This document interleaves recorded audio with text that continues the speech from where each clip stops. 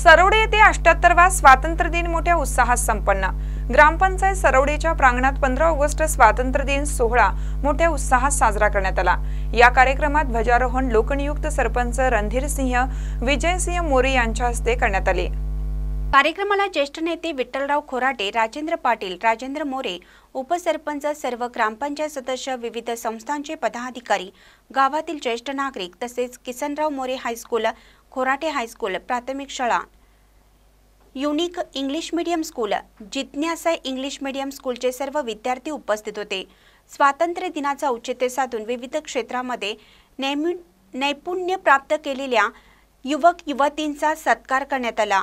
यावेळी ग्रामपंचायत सदस्य, पोलीस पाटील, विद्यार्थी विद्यार्थिनी यांच्यासह मोठ्या संख्येने नागरिक उपस्थित होते। महानकरी न्यूजसाठी सरवडेहून युवराज पाटील।